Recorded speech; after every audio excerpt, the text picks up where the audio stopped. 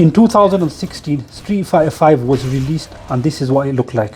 In the late 90s, early 2000s, Street Fighter was neck to neck with Tekken as one of the best fighting games. The funny thing about that race was, you liked both Tekken and Street Fighter. Tekken, famously known for its real life characters like Bruce Lee as Law and Jackie Chan as Lei. Street Fighter had the likes of Ryu and Ken who were best friends and rivals. I mean, who doesn't hate their best friend? It also had fighters like Blanka, the electric guy, and Dalsim, you know, the guy who spits fire. So after 7 long years, Capcom have decided to release another Street Fighter game, and this is what it looks like now. Straight away you are hit with this 3D image of Popeye Luke at the front.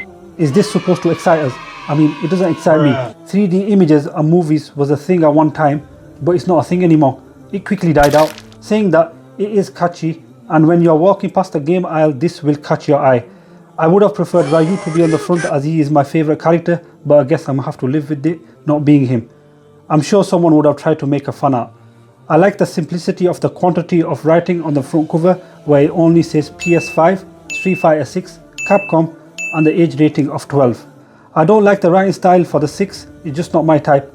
I like the blue colour as the background, and again, had it been Ryu on the front, his white suit would have made this a prettier piece. At the back there's a whole bunch of stuff going on. It's like, where do we start? I guess this is the motto. Your moment, your fight. That's a bit boring, doesn't really mean much. I think these three are the different type of fighting modes you can experience in the game. You firstly have the World Tour, where you create your custom avatar to craft your legacy in the story campaign. This got all too boring for me a long while back. It's like it never ends and it's all the same old thing.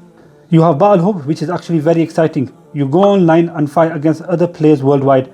Can get very challenging as some of these people do this for a living, so you have been warned. Finally, you have Fighting Ground, a mode where you can unlock new characters. This has always been one of the best modes for me personally. I enjoy unlocking new characters because it feels like a proper achievement and progress being made. Completing this would be my idea of clocking the game off. It can be played up to 2 players locally and up to 16 network players. It requires a minimum of 55GB of storage space to play. Of course, it supports the PS5 controller function and it has in-game purchases. Down here is all the legal stuff, and it's good to see that it supports Dolby Audio too. This is thicker than a normal PS5 game box, so I'm not too sure what extras we expect to see inside. Let's now pull off the plastic wrapper and see what we have inside.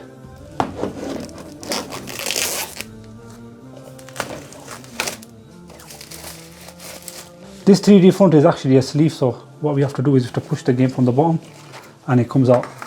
And now we see it. This is the actual size of a normal PS5 game, and this is the box for it. And at the front there is no 3D effect to it, but it's the same as what was on the 3D effect. It's the same picture, same person.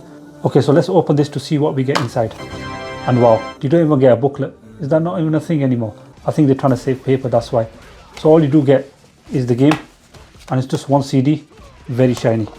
So now let's have a look at some gameplay. What do you guys think of this game? Do you think it's a good game? Are you going to buy this game?